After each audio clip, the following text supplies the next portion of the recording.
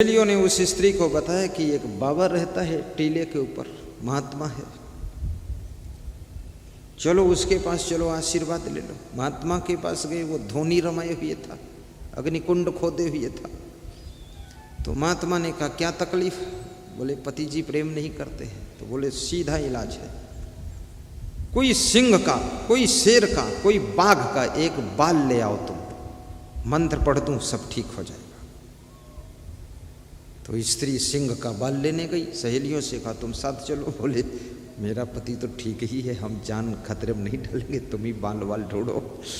अकेले गई, गर्ज थी उसकी, और वहां जा करके जब पहुंची जंगल में, शेर जोर से गरजा तो जंगल से जोर से भागकर गांव को वापस आ गई। बोली बाल गया भाड़ में, अब जिंदगी जाई झाड़ में।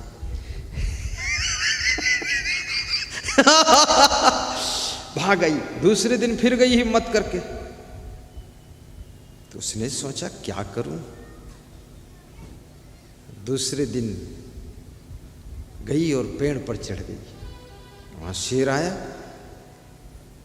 शेर तुमको देखता नहीं है, तुम्हारी खुशबू सूंघ कर आता है। शेर को 5 किलोमीटर से मनुष्य की खुशबू आती, शिकार की खुशबू आती है। बिल्ली को भी खुशबू, कुत्ते को खुशबू, ये खुशबू से चलते हैं, गंध सुगंध से चलते हैं, आंखों से देखकर नहीं चलते हैं। गीदराज को खुशबू, बस गंध से चलता हो गीदराज। इतनी बड़ी आंख किसकी है जो 5 किलोमीटर देख ले? जंगल में दिखेगा कैसे पेड़ों की आड़ में। वहां शेर आ गया, और वो स्त्री पेड़ पर बैठी है, माथा पीट लिया कि पति खुश होगा कि खुश नहीं होगा, पर शेर तो मुझको देखकर बहुत खुश है कि उतरे तो खाऊं इसको। अब स्त्री की जान संकट में फंस गई, तो ऊपर से उसने मांस का टुकड़ा डाल दिया उस स्त्री ने। तो शेर ने मांस का टुकड़ा खाया, दूसरा टुकड़ा फेंका, तीसरा टुकड़ा फेंका। शेर खाकर तृप्त होकर चला गया। स्त्री नीचे उतरी और गांव को भाग कर आ गई। दूसरे दिन फिर गई और फिर पेड़ पर चढ़ गई। फिर शेर आया, फिर मांस का टुकड़ा फेंका। शेर समझ गया कि मुझको खिलाने वाली स्त्री है कोई, ये मेरी सेवा कर रही, मेरा ख्याल कर रही, मुझे कितना हिसाब से खिला रही है। स्त्री धीरे धीरे उतरती है और मांस का टुकड़ा फेंकती जाती, शेर खाता जाता है। उस स्त्री ने शेर के पीठ पर हाथ सहलाया और एक बाल काट लिया कैंची से और लेकर चली आई। जान भी बच गई, बाल भी मिल गया और शेर चला गया। बाल ला करके उस महात्मा को दिया। महात्मा की धोनी जल रही थी, अग्निकुंड जल रहा था। कितने महात्मा धोनी रमाते हैं, हम तो धोनी धाना कुछ रमाते नहीं। फालतू झंझट कौन, वहाँ लकड़ी खोदते रहो, आग जलाते।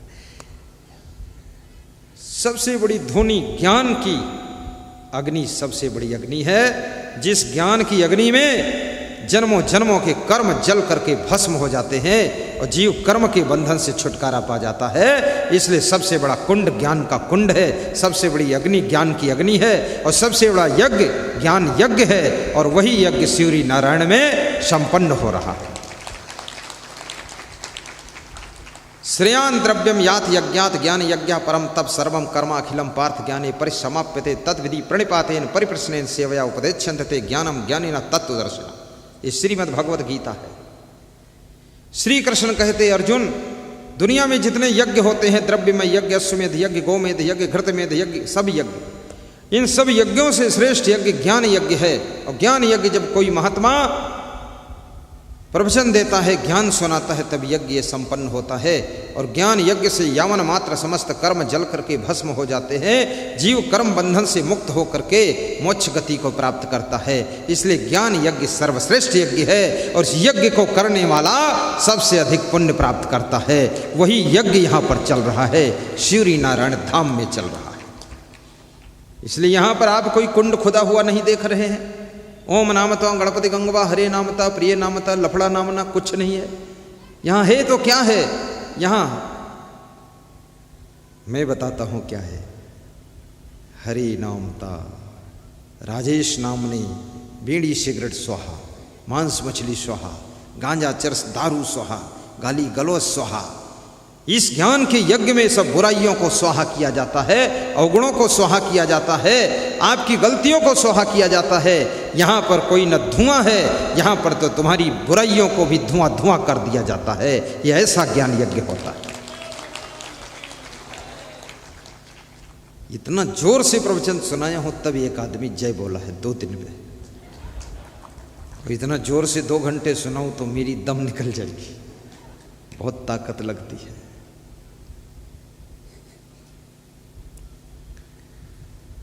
ज्ञान गंगा नहा लो प्यारे मना, ज्ञान गंगा नहा लो प्यारे मना, अपनी बिगड़ी बना लो प्यारे मना, अपनी बिगड़ी बना लो प्यारे मना, ज्ञान गंगा नहा लो प्यारे मना, ज्ञान गंगा नहा लो प्यारे मना। इसलिए जहाँ जहाँ तीर्थ हैं वहाँ वहाँ संत भी रहते हैं, और जहाँ जहाँ संत रहते हैं वहीं वहीं तीर्थ होता है। क्योंकि संत तीर्थ की महिमा को बढ़ा देता है। क्यों तो जल गंगा का तीर्थ है, दूसरे ज्ञान गंगा का तीर्थ है। तुलसीदास मानस में कहते हैं, मृदु मंगल में संत समाजो जो जग जंगम तीर्थ राजू। संतों का समाज चलता फिरता प्रयागराज तीर्थ है। संतों के समाज में, संतों के सत्संग की गंगा में जब डुबकी इंसान लगाता है तब उसके मन वाणी कर्म निर्मल हो जाते हैं, उसका जीवन ही त्रिवेणी संगम बन जाता है और वो मोक्ष गति को प्राप्त करता है।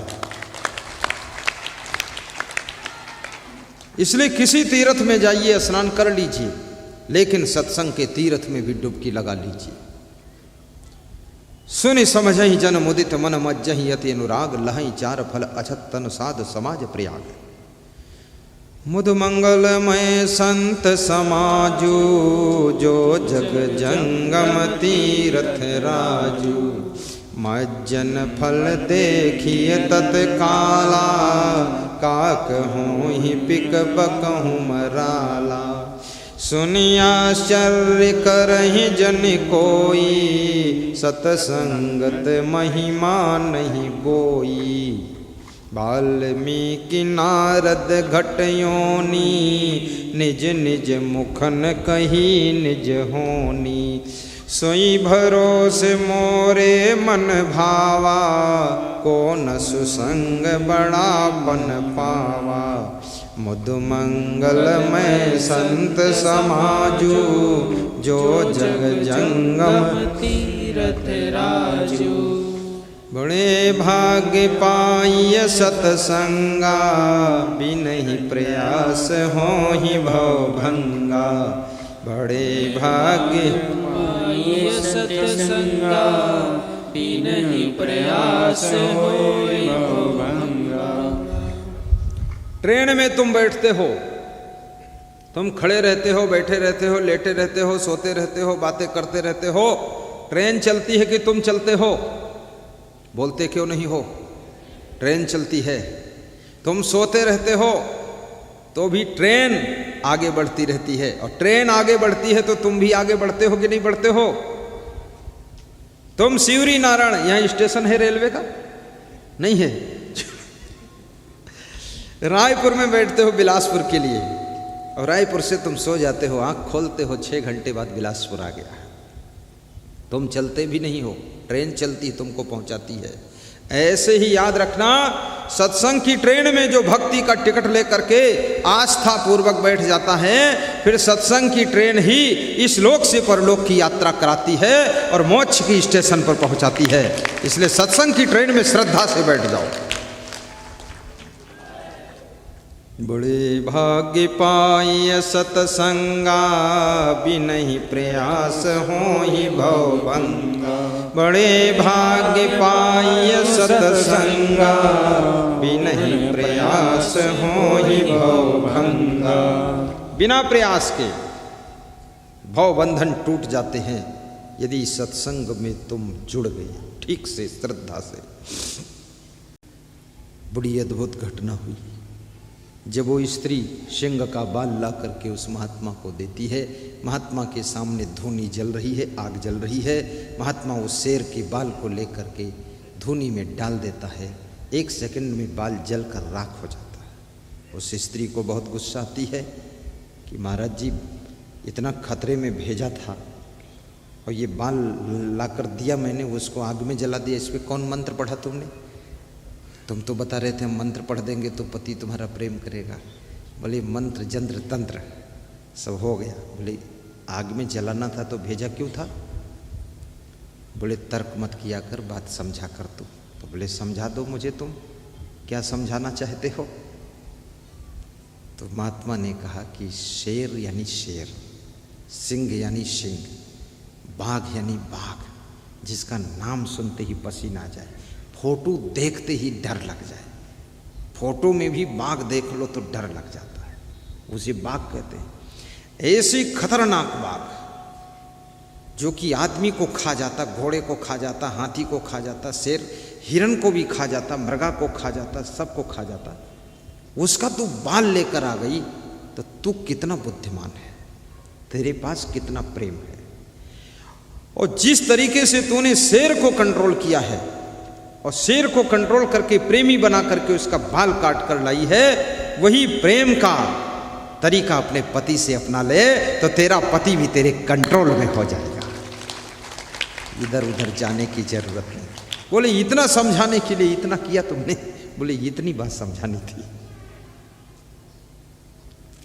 वास्तव में आदमी शेर से भी प्रेम कर लेता है और शेर की पीठ पर भी सवारी कर लेता है। और जो आदमी सिंह से प्रेम करना जानता है, हाथी से प्रेम करना, घोड़े गधे से प्रेम करना, गधे से भी काम लेना जानता है, वो आदमी के आदमी को नहीं डील कर सकता है। आदमी से भी अगर प्रेम करेगा तो आदमी तो उसका बहुत काम कर देगा। इसलिए आदमी से भी प्रेम किया करो, जिसको कबीर कहते हैं 2.5 अक्षर प्रेम का, पढ़े सो पंडित हो।